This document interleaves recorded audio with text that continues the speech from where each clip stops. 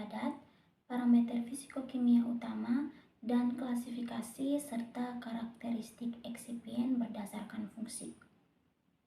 Yang pertama ada definisi dan tujuan preformulasi dalam pengembangan sediaan padat, di mana preformulasi adalah tahap awal dalam pengembangan sediaan padat yang bertujuan untuk mempelajari sifat fisika, kimia, fisikokimia zat aktif, serta bahan tambahan untuk memastikan obat dapat diformulasikan menjadi sediaan yang aman, efektif, dan stabil.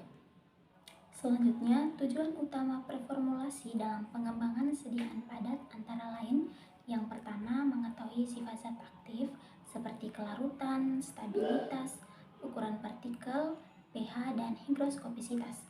Yang kedua, menentukan kompatibilitas zat aktif dengan eksipien agar tidak terjadi interaksi yang merugikan. Ketiga, menentukan bentuk sediaan padat yang tepat seperti tablet, kapsul, atau granul. Yang keempat, menjadi dasar perancangan formula termasuk pemilihan eksipien dan metode pembuatan. Dan yang kelima, meningkatkan kualitas sediaan meliputi stabilitas, keseragaman dosis, dan bioavailabilitas. Yang kedua, parameter fisikokimia utama dalam preformulasi. Yang pertama itu ada kelarutan atau solubility.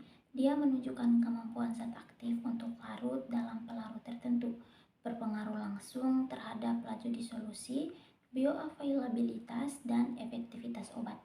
Zat dengan kelarutan rendah sering memerlukan modifikasi formulasi, misalnya penggunaan surfaktan atau pengubahan ukuran partikel.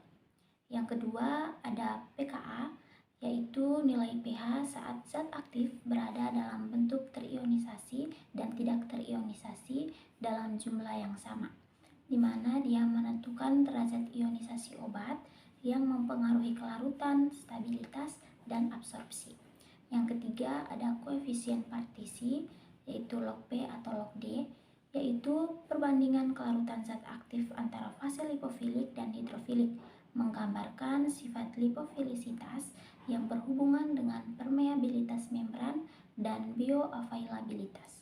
Yang keempat, polimorfisme, yaitu kristal vs amorf, di mana dia merupakan kemampuan zat aktif untuk memiliki lebih dari satu bentuk padatan. Bentuk amorf itu umumnya lebih mudah larut tetapi kurang stabil, sedangkan kristalin lebih stabil namun kelarutannya lebih rendah. Yang kelima ada ukuran partikel. Dia menggambarkan dimensi partikel zat aktif, mempengaruhi laju disolusi, homogenitas campuran, kompresibilitas, dan keseragaman dosis. Yang keenam ada higroskopisitas, yaitu kemampuan zat menyerap kelembapan dari lingkungan, di mana zat higroskopis dapat menyebabkan ketidakstabilan, penggumpalan, dan penurunan mutu sediaan. Dan yang ketujuh ada sifat alir atau flowability, di mana merupakan kemampuan serbuk untuk mengalir secara bebas. Dia itu sangat penting dalam proses pengisian cetakan tablet dan kapsul serta berpengaruh pada keseragaman bobot. Ketiga, klasifikasi dan karakterisasi eksipien berdasarkan fungsi. Yang pertama ada pengisi berupa diluent atau filler. Fungsinya menambah volume dan bobot sediaan padat agar mudah diproses dan ditangani, terutama bila dosis zat aktif kecil. Karakteristiknya sendiri yang pertama stabil dan inert secara kimia. Yang kedua, tidak mempengaruhi bioavailabilitas obat. Ketiga, memiliki sifat alir dan kompresibilitas yang baik.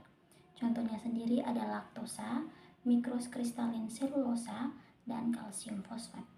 Yang kedua, pengikat atau binder. Fungsinya membantu melekatkan partikel serbuk sehingga terbentuk granul atau tablet yang kuat dan tidak rapuh. Karakteristiknya sendiri meningkatkan kohesi antar partikel, tidak menghambat waktu hancur, umumnya digunakan dalam bentuk larutan atau serbuk. Contohnya itu ada pati tergelatinasi dan gom akasia. Yang ketiga, penghancur atau disintegran berfungsi untuk mempercepat hancurnya tablet atau granul setelah kontak dengan cairan sehingga zat aktif nantinya cepat terlepas. Karakteristiknya yang pertama, mengembang atau menyerap air dengan cepat. Yang kedua, tidak bereaksi dengan zat aktif. Yang ketiga, efektif pada konsentrasi rendah. Contohnya itu ada pati, sodium straglycolat, cross carmelose sodium. Yang keempat, pelicin, ada jenis lubrikan atau glidan. Fungsinya itu mengurangi gesekan selama proses pencetakan dan meningkatkan aliran serbuk. Karakteristiknya sendiri, yang pertama, digunakan dalam jumlah kecil. Yang kedua, tidak mengganggu disolusi obat. Yang ketiga, bersifat hidrofobik atau hidrofilik sesuai dengan kebutuhan. Contohnya itu ada magnesium stearat, jenisnya lubrikan, terus ada talc dan aerosil jenis glidan. Itu saja presentasi dari saya. Sekian dan terima kasih.